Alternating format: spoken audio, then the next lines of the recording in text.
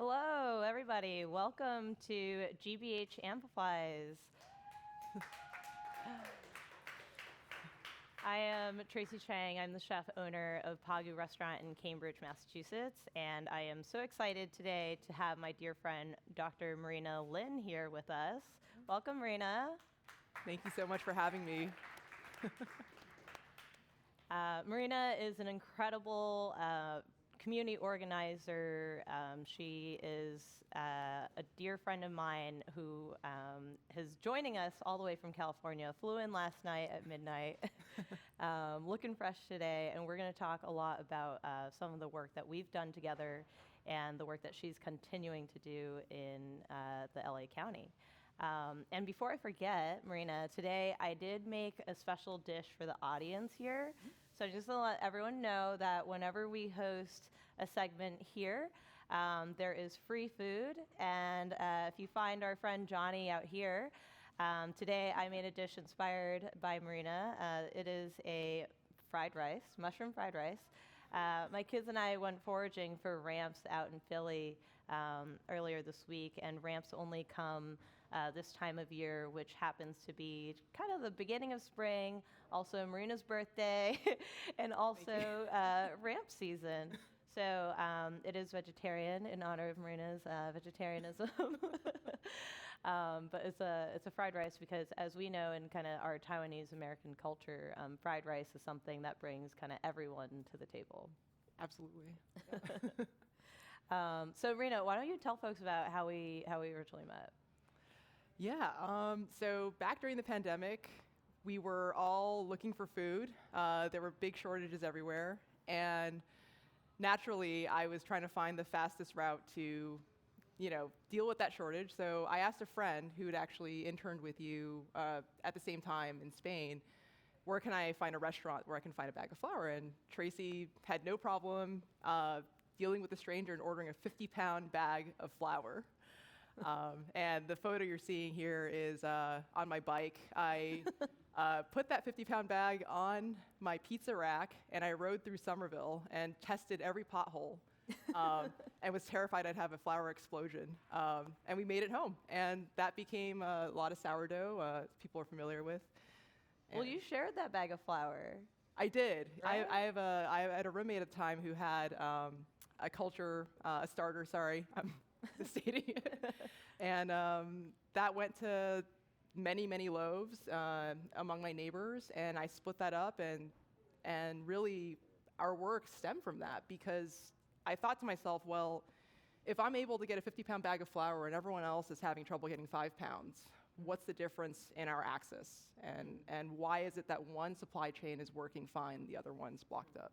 Yeah, and this was like, rewind back to March 2020, super early days of COVID, just access to, grocery stores or how people were getting their food.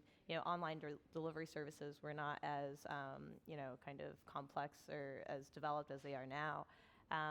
Access to PPE, and so, it's just kind of, there was a lot going on at that time. But what I thought was pretty incredible about our kind of immediate relationship was like, one, here's this crazy lady coming on a bike to take 50 pounds of flour. But two, like, you're not just looking for that flour for yourself, and you're not just thinking about just the flour, right? Then you said, what about eggs? What about milk? What about onions? What about rice? What about beans? And very quickly, within that week, you kept coming back to my restaurant like an outdoor cat, right? Where I was like, oh, she's coming back. Like, I gave her flour, now she's coming back. But you kept coming back, and you kept asking these questions. You kept saying, I remember, you're like, well, you guys aren't very busy at the restaurant, but your supply chain hasn't really been affected. Like, why don't you order some more stuff and we can start a market? Right. And that's how it all started. And so we put together an online market. None of the existing technology actually was conducive for restaurants to become grocery stores.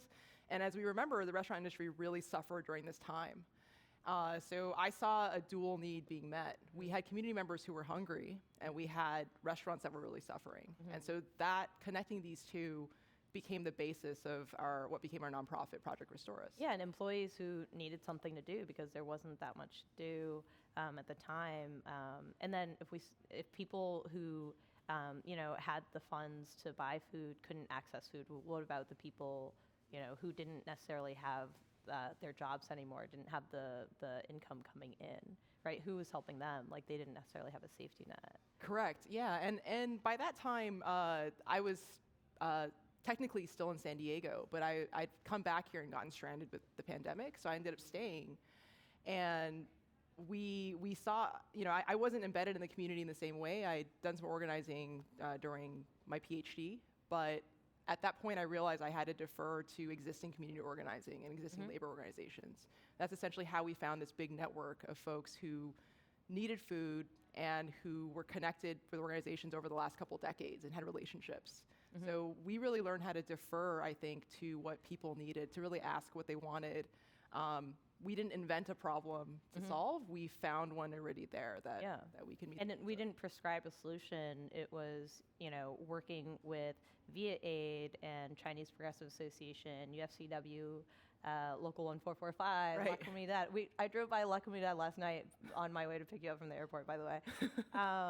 But it was, over a dozen community organizations, because our roles were a little bit different, right? Like, you were communicating regularly with the community organizers, and I was communicating with the restaurant suppliers and with other restaurants that would come on board to then be places where we could pack groceries. We would develop that grocery box in terms of that recipe together of 25-pound bag of rice, 25-pound bag of beans. For Latinx communities, we did maseca. For Vietnamese communities, we did coconut milk, and we did rice noodles, right? Like, we made it culturally appropriate, and you were just like in constant contact and building out this whole database network, which to me just seemed, I don't know. I think that was so impressive because I didn't know Airtable at the time. You taught me Airtable. It really wasn't just me. I mean, you're in this area where it's all Harvard and MIT students and their professors and this whole community of academics who have all these tools at the time. It's leading edge work. And we had an MIT operations PhD student who actually built out a lot of this route optimization to figure out, hey, if we have 90 drivers, how do we get to 450 households efficiently? And there were mistakes. Sometimes I accidentally, put drivers on a random walk to deliver food, which is not terrible if it's all within one community. But in general, we built this very efficient system using some of the best minds, I think, in the country, and we just really benefited from that. Yeah, we had over 50 volunteers just kind of here locally in the Boston area. We had over 5 restaurants that we worked with. We partnered with Irene Lee as well of Mei Mei Dumplings, May's Asian Eatery, Suya Joint, Field and Vine, and those were kind of, temporary warehouses for us to pack the food. And then these volunteer drivers are showing up. Some of my regular guests, right? Like our best bud now, Johnny Zachman here in the audience, but all kinds of wonderful people who we met and have continued to have these friendships and relationships with because they were just looking to like pick up a route for the day. Right. And maybe call it a day, or looking to pick up a route for the day and stay friends for a while. Right. And that's where I think a lot of that's where our friendship came from. I think, is, I had no business being involved in the restaurant industry at all. I knew nothing about that small business, and it was honestly 0 to 60 like very fast. And I taught you how to make coffee. You taught me how to be a barista, and this morning I messed up. I didn't use a scale, so that's failure number one. We're gonna retrain a little bit. We're gonna retrain. Yeah. But really, honestly, coming into any space, I defer to people who've been there to understand what's already in place. And that's important to me, is kind of respecting what folks already have built and what their expertise is. That's true as an academic. That's true. Yeah. And the trust, because you had this trust with these community organizers where they said, here are lists of recipients who are food insecure, right? And here are folks who are essential workers they've been furloughed or they're COVID positive, right? This is really private information that they trusted you with. Right. Trusted us with, but really trusted you with. Yeah, and some would say my methods were a little neurotic because what I had going on was, let's say we had the Chinese Progressive Association, a lot of their recipients are seniors. This is during a time when COVID, the vaccine wasn't out yet. The last thing I wanted was to have a volunteer go in, deliver food, and also deliver COVID to everyone. So we had people wear like the best PPE to do this. And I'm so grateful to volunteers for being understanding that this is a level of precaution we had to take. And it's not easy wearing an N95, hauling, 100 pounds of groceries, like up several flights. And folks really did that for us and obviously gave us feedback. Hey, like, I don't want to carry this anymore. but care and that kind of integrity and giving people what they need while being safe about it has been a big part of why I do this kind of work. Yeah, I think that I just had such respect for you, like at that time, and I certainly still do. But it was a huge reminder to me as a chef and as a restaurant owner of why I was in the business of restaurants in the first place. And when we came up with the name for the organization, we kind of went back to the word restaurant. We said, well, what does it mean? And it means to restore, right? And do you remember like when we were trying to figure out like, logo, rename and everything, and we just said, all right, let's just call it like Project Restore Us, right? Like let's just put something on this and see where it goes, right? But it kind of stuck. And I think what also stuck with me is that this isn't just something that you do once. It's not just something that you do for a year and you call that gig over, but it's something that you continue to do because food insecurity, in our current day and age isn't necessarily going anywhere. Right. And if the local and kind of federal policies are not set out to help people in need, then maybe it is up to the small businesses and the small communities to help one another. And if we have figured out, a recipe that works, an equation that works, and we're willing to share that access, share that information so that other people can then also do it at their restaurant or do it in their communities, at their youth center, we're happy. We're open source, about this and happy to share how we did it, share that blueprint, share that map, share that know-how. And I felt like a lot of that energy, that learning, that positivity, and even, just making time for just having lighthearted jokes and being like, oops, sent someone on the wrong route. Sorry to waste your time. And then us going the next day to do that route again, right? Like we were not satisfied with, remember when like 2 boxes or 3 boxes didn't make it to where they needed to go? We would go the next day ourselves, right? Like we would jump in the same car I'm driving today and go out to Lin and drop it at that doorstep and make sure that we handed it to a person there. And I feel like that level of detail and that level of integrity was something that I just like learned from you and was so contagious. And so tell me a bit. I know you're like, I hate accepting praise. Like we're both like, oh, so awkward. What do we do about it? But we never say it enough. We don't even have time to take selfies together. When I was thinking of like, oh my God, we don't even have a photo together to put up here, right? We do not.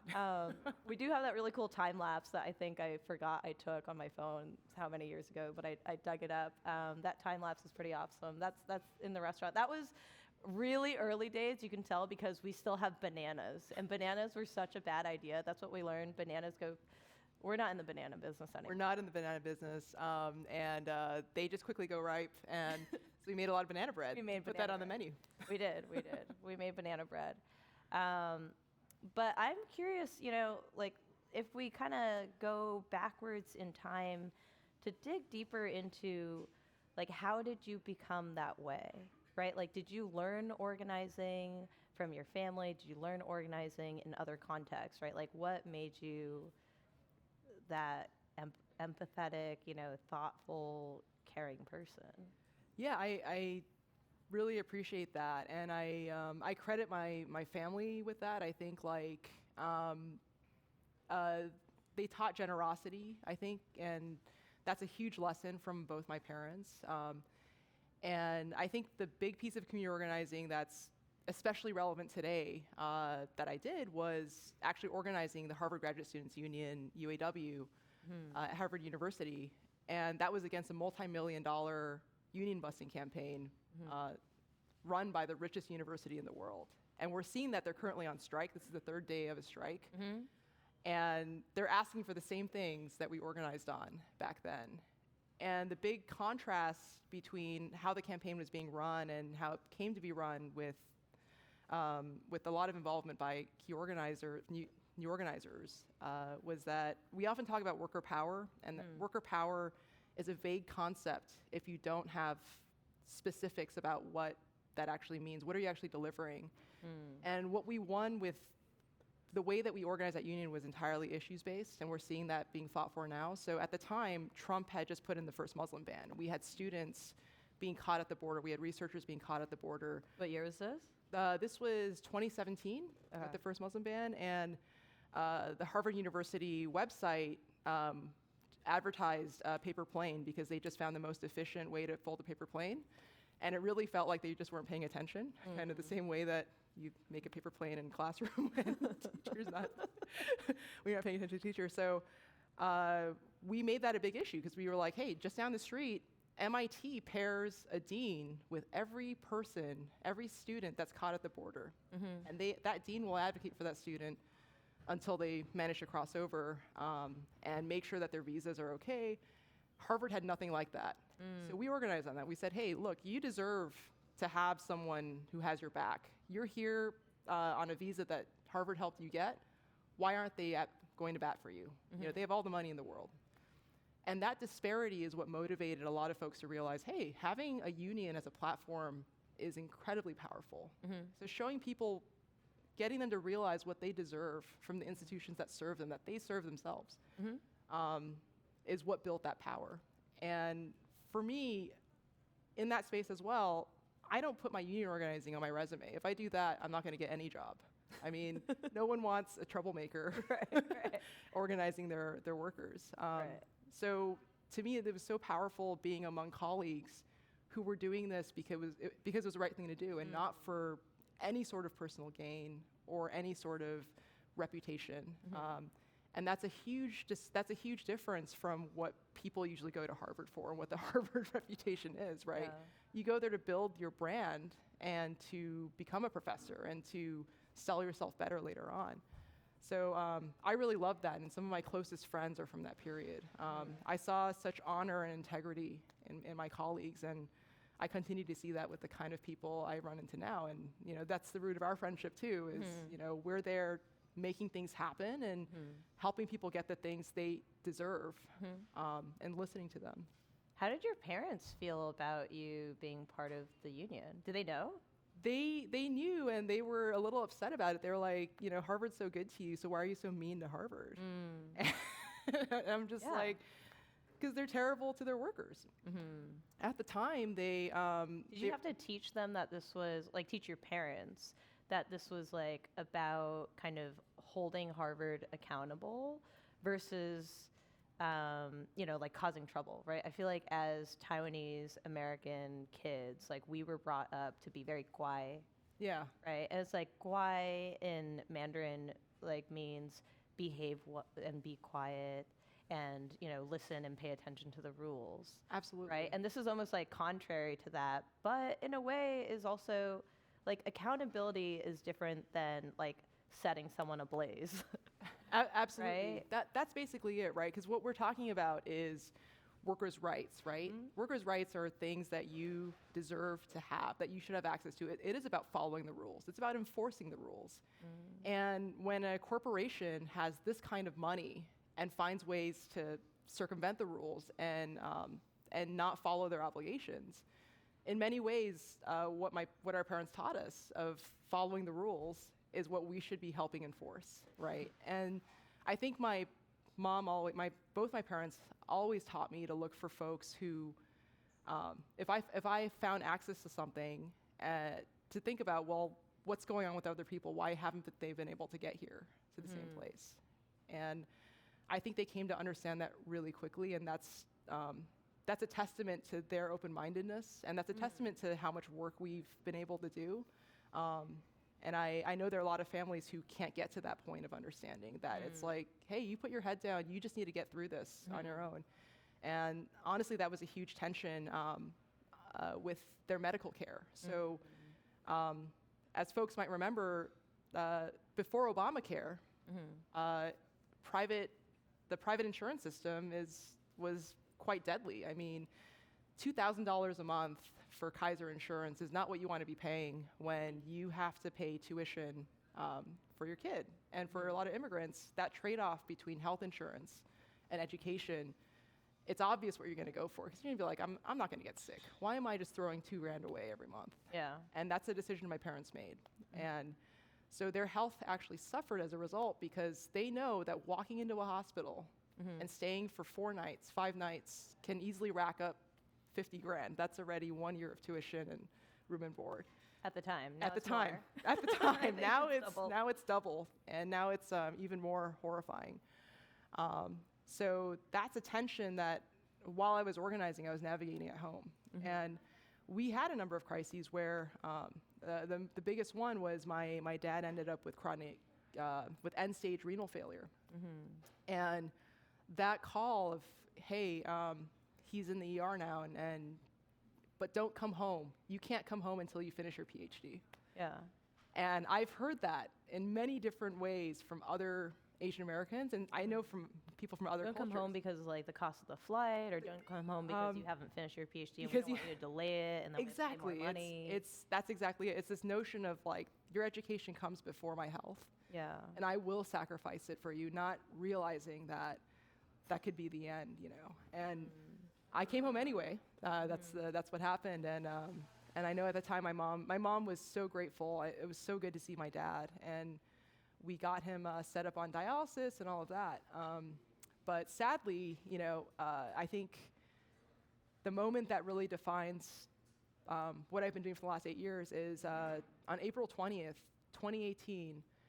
420. 420, yeah. So just a couple. Also your birthday. Also my birthday. Which is how we remember your birthday, because it's on 420. Correct. It's a very memorable date. I don't remember anyone else's birthday. I apologize.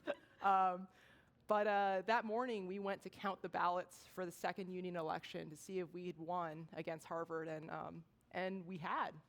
It was an incredible morning. The emotions were so high. And Harvard's attorneys were really upset, and that was a beautiful thing to see. And so we celebrated. It was great. I came home, celebrated my birthday, and that night, I got a text message as I was paying the check for my birthday celebration that my dad had passed. And I think that's when my universe just collapsed, because it was, I'd worked so hard to bring the community something that was like amazing, to lose the most important thing. Yeah.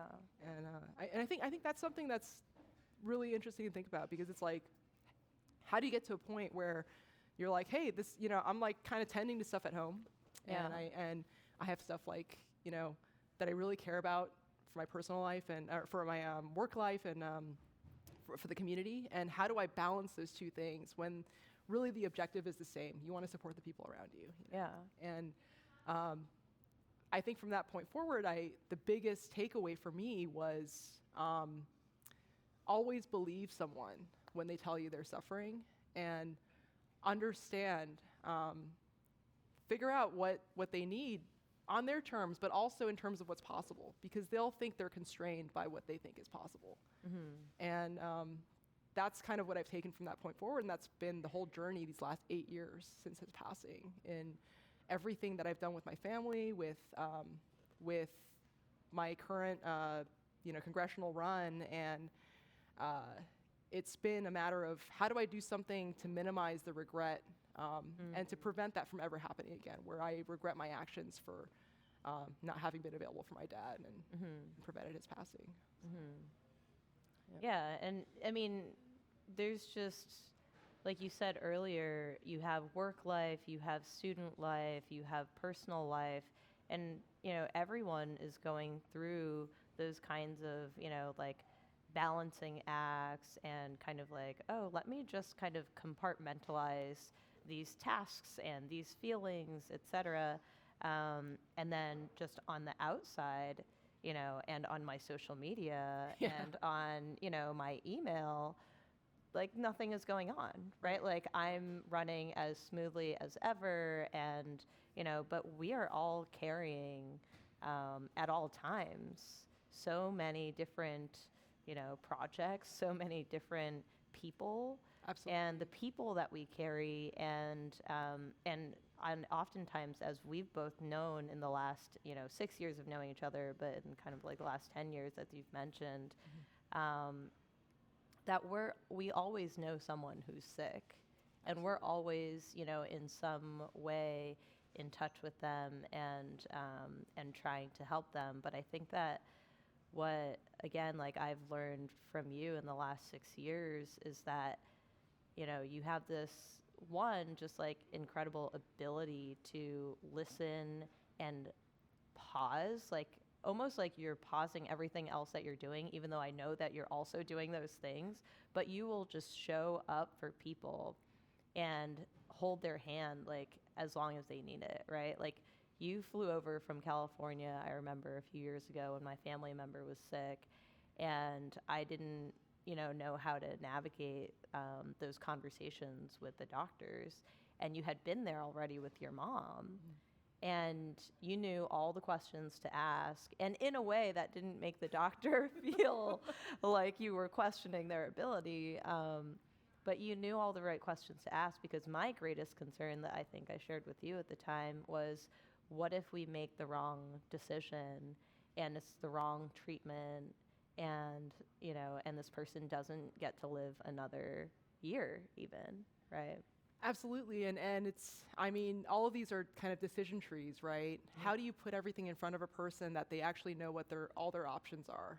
And to me, seeing like the system that led to my dad's passing, right? The underinsurance, the lack of a physician at his dialysis center, the fact that his vitals were not tracked when they were a little haywire, and all of that falling on my mother, who's not a medical professional by any means. And I know there are a lot of spouses and a lot of family members who are dealing with this at home. They don't show it. I mean, what place does it have in their workplace, right? Yeah. And she didn't have the ability. Her sisters, I mean, she's one of how many? 7 sisters? She's one of 7 sisters. I love the photo of her. We have that photo of her wedding, was it? Where it's like Chinese restaurant, and it's like her and the 7 sisters. It looks like it looks like an AI image. Yeah. Like we just found, 8 Asian people, but no, this is real. But they're all first gen, right? Like they're all born in Taiwan. In Taiwan. They're all born in Taiwan. They all immigrated here. They immigrated here because my eldest aunt married a service member. And it's actually, I really love the beauty of this connection, which is that my family specifically was able to immigrate over here, and a lot of families, because of the civil rights movement. And the civil rights movement forbids discrimination on the basis of national origin, sex, religion, race, color. And it's the national origin part that led immigration policy to change, such that family reunification became a key, and that's how we came over. So we aren't the educated immigrants. My two of my grandmother, both my grandmothers were given away as children and were illiterate. And I'm one of 3 siblings now with a doctorate. And that Wild. It's completely wild. Yeah. We're worlds apart. And granted, I'm still illiterate in Chinese, so that hasn't changed too much across 2 generations. But I You're think, a doctor. but I have a doctorate. We gotta call you doctor. And I can't call myself a doctor in front of medical professionals. No, not like that. But I think that's the American dream, and that to understand that our power and these rights come from the organizing of so many different groups and not just individual groups, I think is what drives a lot of how I think about society and how I think about, how to identify who's really in need and how to support them. But as kind of as the daughter of immigrants and the one that has been, so highly educated and has figured out how to navigate these, kind of broken systems, I mean, you're not alone in that. There's so many people who are in those positions of where their parents are also immigrants, and now, okay, someone, you know, has a health crisis, and how are they going to navigate that? They might not have the organizing background you have. They might not have the data science background that you have, right? Like, you are a scrappy like person who is going to find out, right, like how to solve a problem, and not only how to solve it for yourself in that one situation, but then you go and look at, wait, this is where the system is broken. This is where it's failing us. How do we improve that? Right? Yeah, And I think that's really important. That absolutely is, and I think I might be often too generous with volunteering my friends' time. I have 2 friends who are physicians, and one of them.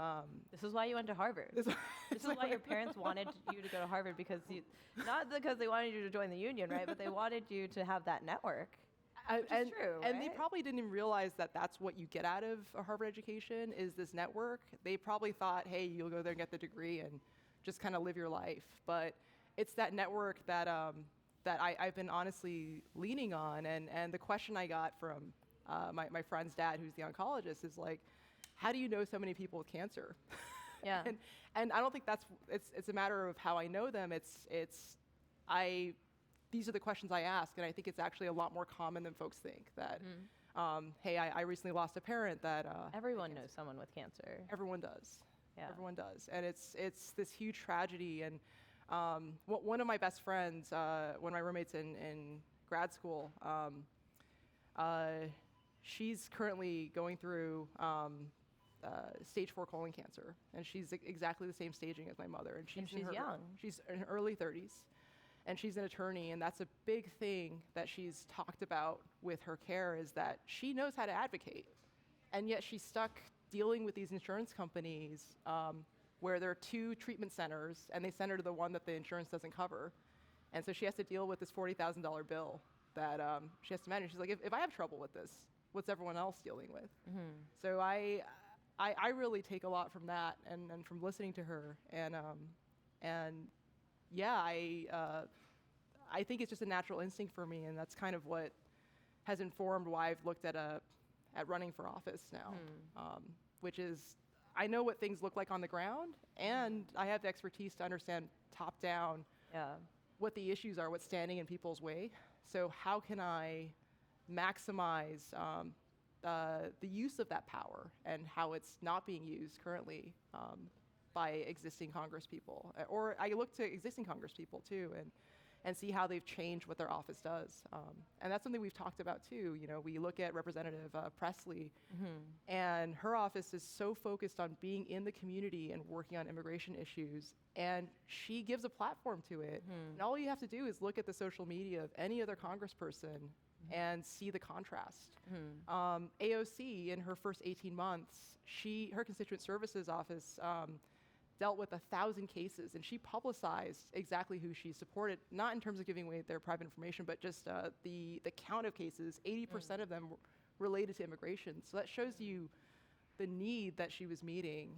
And to me, I was shocked. I mean, AOC, Ayanna, like, these are all names that are very kind of like well known around here because people are paying attention in the Northeast. I was one of those people that was not paying attention and putting my head down and cooking. And so I remember during COVID when my friend Nina, right, I used to play soccer with her, and you were still here at the time too because we were doing Project Restore Us.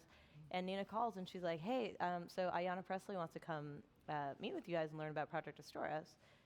I was like, who? And she's like, oh yeah, Congresswoman. And I was like, Congress. And I was like, so what does a congressperson do, right? Because I just had my head, like down cooking, packing boxes, like figuring out where we're going to source masks and everything for the team to be safe. But I think it was this like wake up call again that similarly you helped me with to understand like how things work and how people work, and that like we can be so busy just operating within a system that we forget to question like why the system was built like that in the first place, Right. or what the rules are, or who makes the rules, right? And so anyway, I mean, I have to thank you again for educating me on what Congress people do. But I think I was moved that that Ayanna Pressley came to Pagu and said, you know, just like had a real conversation like this, pulled up a chair. I mean, she had bodyguards, but pulled up a chair and said, you know, like, what do you need? How can I help you? Right? And was like, what are you doing? How does it work? She asked me questions about how Project Resource works, et cetera. And what that turned into was this continuing conversation, not just this like one meet and greet, handshake photo. I don't even think we took a photo. I was so bad about that. Like, we have so few photos. Like, we just took a photo before this. I think we have so few photos because we're so busy doing the work, right?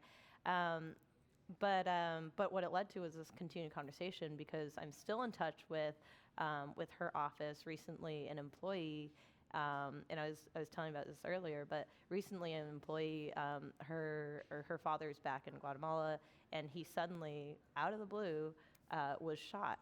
16 bullet holes through the car, 3 through him, and you know, he's about to lose his vision in one eye. And, you know, and my, you know, first instinct is like, yes, of course, like, take as much time off as you need. But 2, like, how are we going to get him over here and seek asylum, right? And these are the kinds of cases. And of course, like, we're talking to Presley's office about what next steps to take.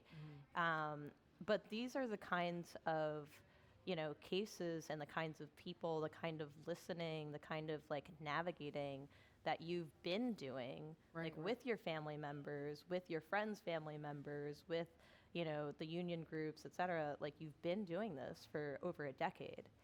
So why now do you want to go do this at, you know, this level of Congress? Yeah. I think that's I've had a lot of time to think about this, and to your point about not knowing what a congressperson does, I have to say I was there 6 months ago. What you see a congressperson do is vote on bills. I mean, you're calling them all the time, expecting them to, you know, help you out, tally your call, and that's all they do. But actually, a lot of it is this constituent service work, which is supporting constituents and elevating their cause.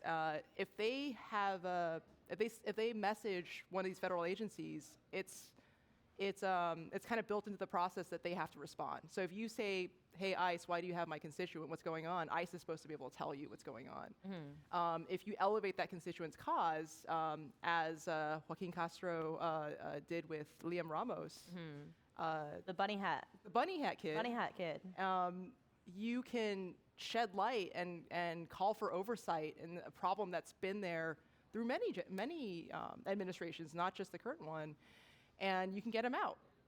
So a congressperson actually has huge power in doing the kind of work that I care about just for my family and through Project Restore Us, but for, in my case, 770,000 people.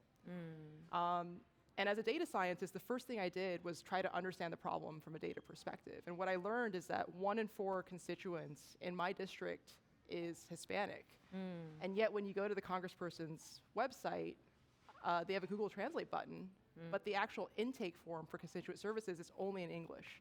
And that tells me exactly who he wants to hear from, which is not this population that does not donate to him, has the lowest voter turnout as a percentage of people who register to vote. And that tells you who's underserved in the district.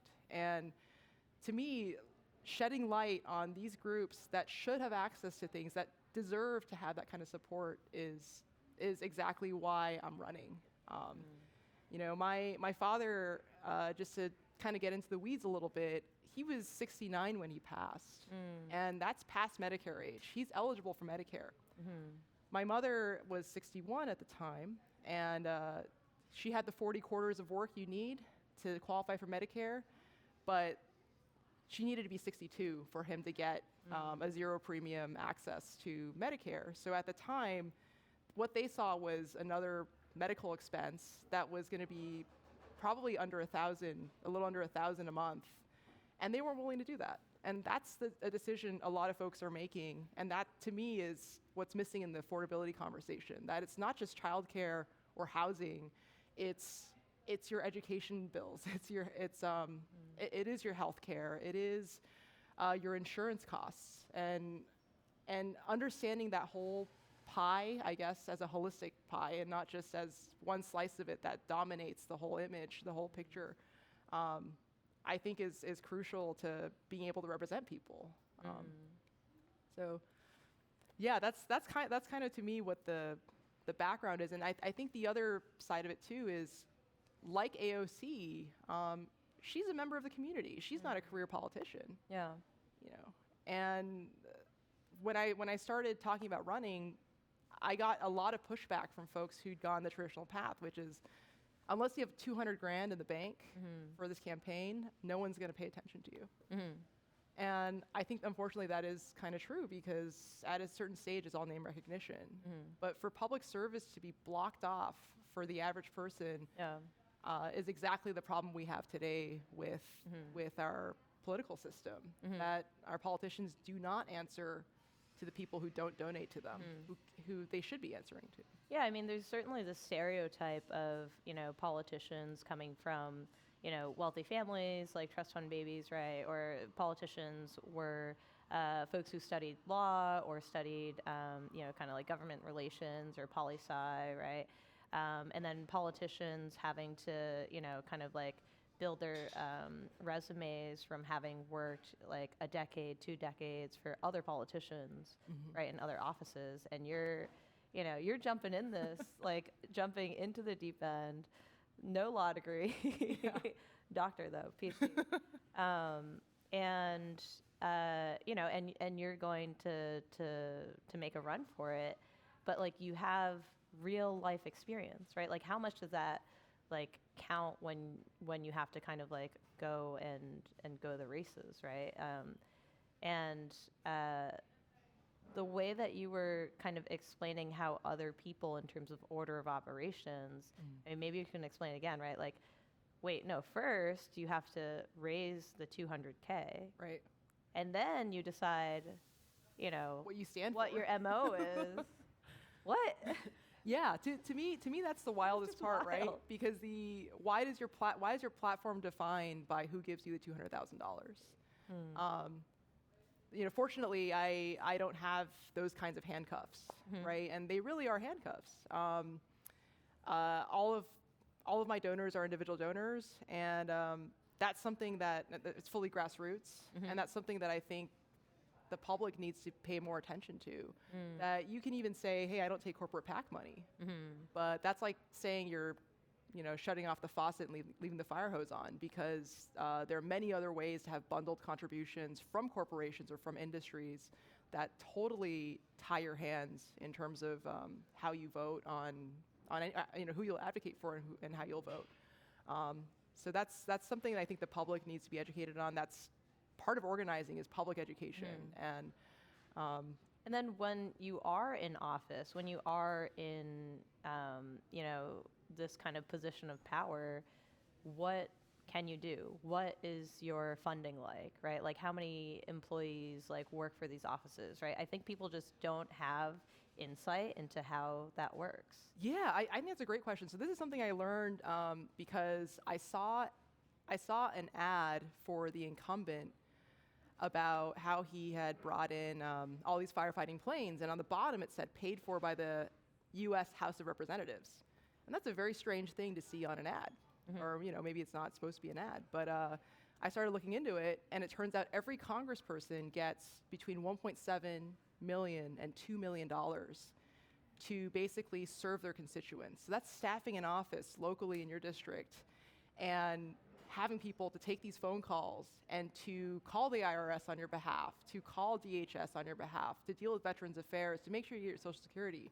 They have $2 million. Yeah. As the public, we should know how those $2 million are being spent. Are they being spent on ads that, are considered constituent communications? Or are they being spent to staff an office with people who speak Spanish and who can go out in the community and actually talk to a community center and say, hey, like your congressperson is actually here to help you with these services. And that kind of accountability, that kind of transparency is something that regardless of how everything goes for me with this run, I want to advocate for, because data to me is power. Like knowing what you deserve, what your tax dollars already pay for, and what you think your community members are owed, is what gives you the power to ask for it. Yeah, I think that transparency is key, and I think that that just the general public is not privy or even really thinking to ask those kinds of questions. But that's what you've been running on. I mean, if you go to your website, like you see, the data, the numbers are there. Right. Yeah. I took a lot of the things that I've learned from my current job in the public health department in LA County. So I put up these vaccination dashboards to let the public know what the rates of vaccination are across the district. And essentially, I made it clear, hey, our district, yes, it includes Beverly Hills. It includes the Palisades, it includes Malibu, but it includes the San Fernando Valley, which is so diverse that 29% of our constituents are foreign-born, and 29% are on Medi-Cal, like they're on the California version of Medicaid. 1 in 10 use SNAP. They have food insecurity. The income distribution and spread is so wide, and it becomes very clear who's left out of the conversation when someone's running for office. What kind of people have the time to go vote? What kind of people have the time to join a Democratic club, right? And this is something I've definitely talked about, is like, if elected, I mean, I want to bring like tech into this office. We shouldn't have a Google Translate button on the page. We should actually have the page translated. We should have people available to answer questions about how to get access to services.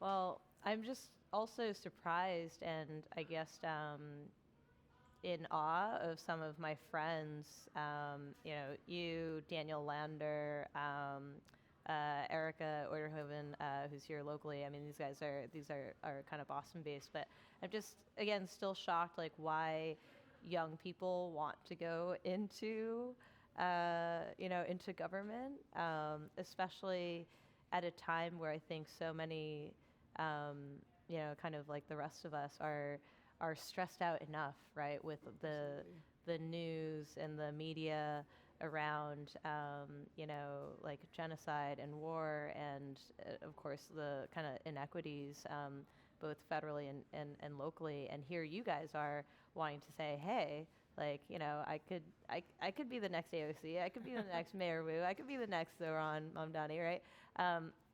You guys just have this energy and positivity and drive. And I want to understand why more young people, young people, us, I guess we're still young, late 30s. I just hit 39, yeah. Yeah, 39. I'm still 38 for a few more months. But why these young people? I mean, you could be doing anything else, right? You could be doing anything else. You could be working, making a 6-figure salary. You could be, living in another country if you want to. You could be doing so many other things.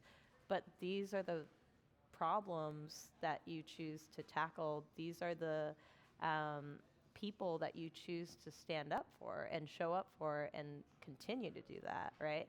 And I think that like speaks volumes about like your integrity and who you are.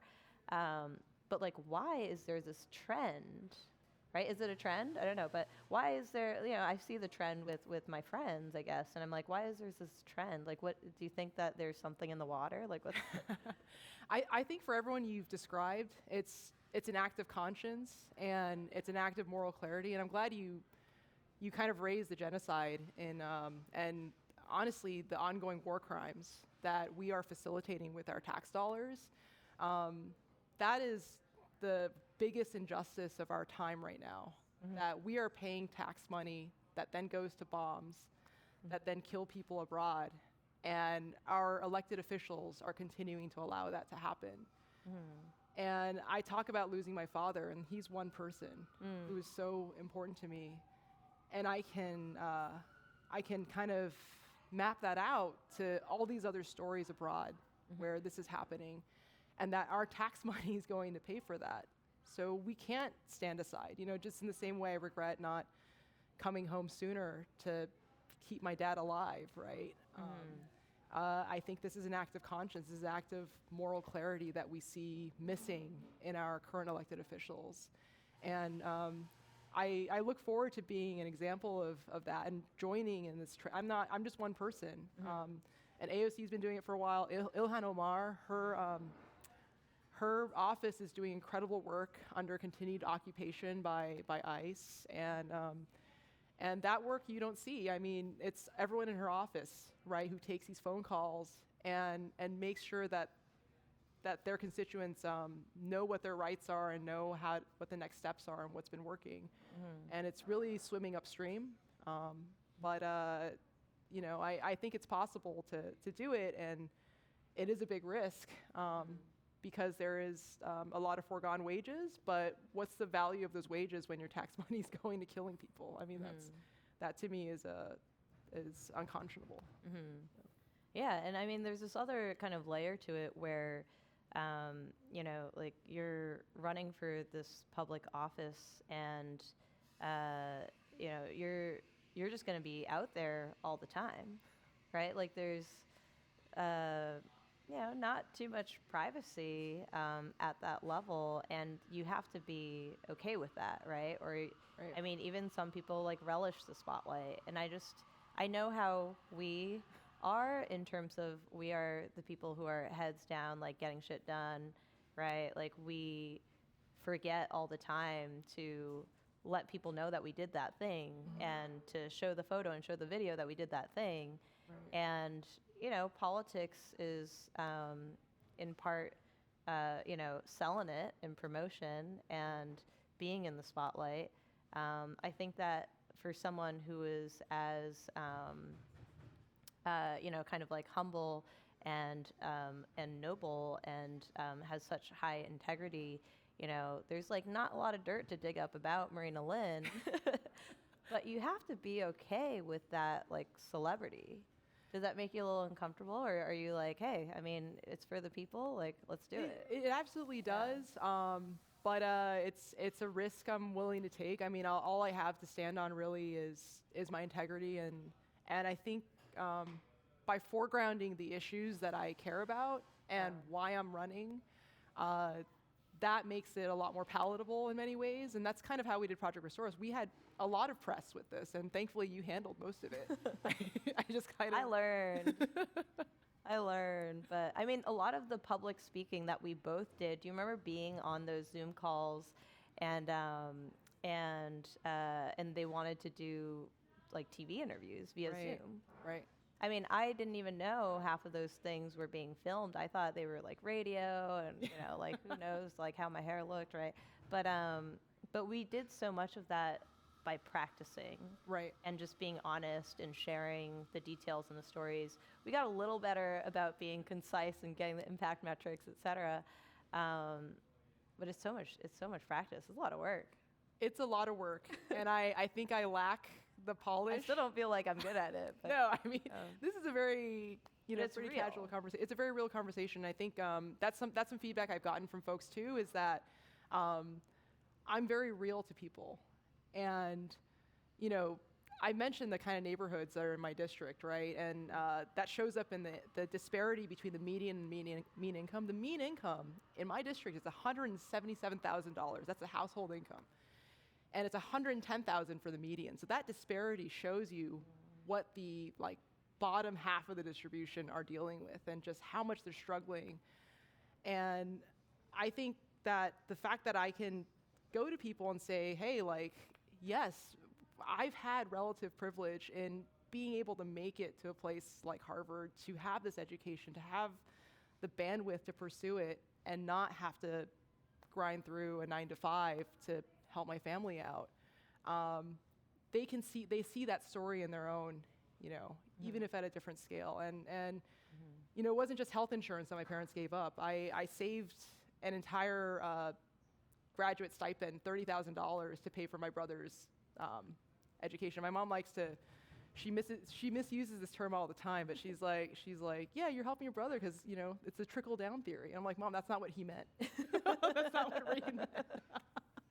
But that's kind of her joke Mom with says it. ways to have ways of spinning things. I mean, you might not have had to work like the 9 to 5, but you were helping your cousin with Down syndrome. Like that is Yeah. another full-time job. It was at the time. Andrew, Yeah. So who I have spoken with. So I'm the conservator for my 42-year-old cousin with Down syndrome, and he's older than me. We'll go to doctor's appointments, and folks think that I'm his mom, and they're forgiven because I'm wearing a mask.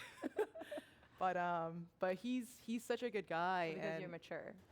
Yeah, I'm so much more mature than he is. It's not the wrinkles, it's because you're mature. Exactly. And so when he first came into my care, when I first became responsible for him, he kept asking for one of our family friends, Mona, that we couldn't get a hold of at the time. So I'd called Tracy, and I was like, can we scam him? And can you pretend to be Mona and just tell him that you're out of town? So he'll stop asking for Mona.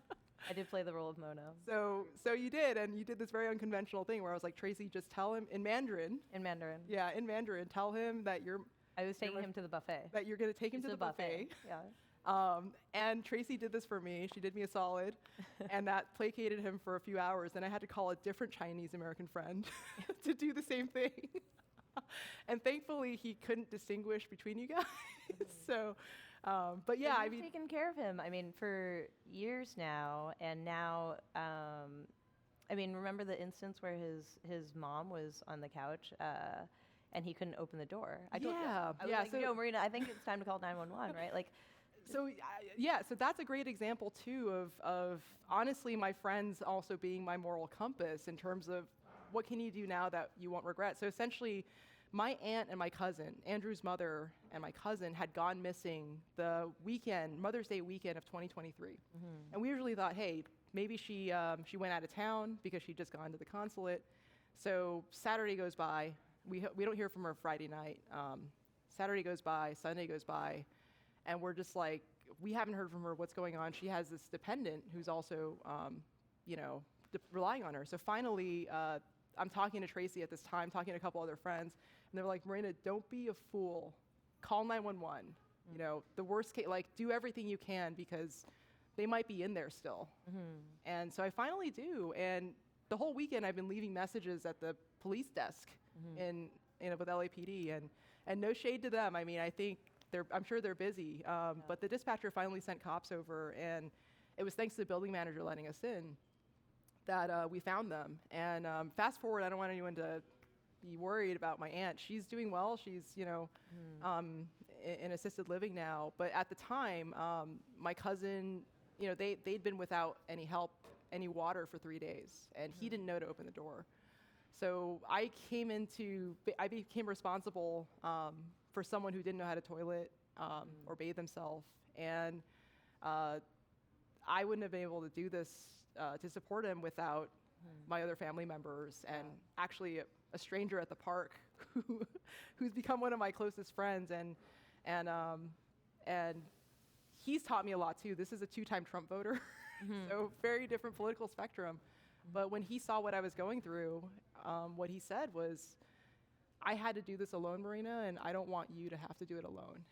And so we were a family of women with a grown man that couldn't toilet and bathe himself. So this stranger at the park, who's become one of my closest friends, bathed my cousin and showed that kind of love to a stranger. And I don't know, that's been so inspiring to just understand where people get that from, regardless of their political background, right? And being able to see people's humanity, I think, is something that's so powerful from just learning from my cousin. This. And the bigger thing too was I became his conservator, and that's a process a lot of folks struggle to go through. And I did that by, again, calling on a lot of additional resources, and that's something I want to also make possible for folks if I'm elected. I mean, I think that you have this incredible network of people, and not just thanks to Harvard, but of course even just people that you meet at the park. There's some kind of aura, and I feel like, sometimes people say this to me, and again, it makes me like very uncomfortable because I think they're trying to give me a compliment, right? And we are just, trained to not accept compliments and feel very awkward and put our heads down. But I think that, that we are lucky to have almost this kind of karma of people who, even in circumstances where you aren't necessarily expecting or hoping to meet someone or to be taught a lesson in a way of empathy, and yet here it comes, right? It comes kind of back to you like a boomerang. And I think that's something very special, and I hope that you continue to have that that ability and attract those kinds of people, because already with your abilities to help other people and to advocate for them is something that I think is rare to find in an individual, and really special to have in someone who wants to be in public office and to be scaling that. A word that my mom really loves, scalability. So thank you, Marena. Thank you so much for taking the time with us today to share so many touching stories from your personal experiences with your family members, with organizing at Harvard, and how all of those experiences have really shaped who you are and the integrity that you have, and the kind of platform that you're running with. We're excited to see what happens with this race. So thanks, everyone, for tuning in. This has been another segment of GBH Amplifies with Tracy Chang, your host here, chef owner of Pagu Restaurant. I'll also say a quick thank you to our production team. So Sandra Lopez-Burke, Lauren Herbert, Maddie Geyer, and Angelica Morero. Right? Thanks for joining us today. You've been tuning into GBH Amplifies. We've been here with Marena Lin, talking about all things from the current Congress run to how we started a nonprofit together, Project Restore Us. I hope you will join us again next month in May. Cheers.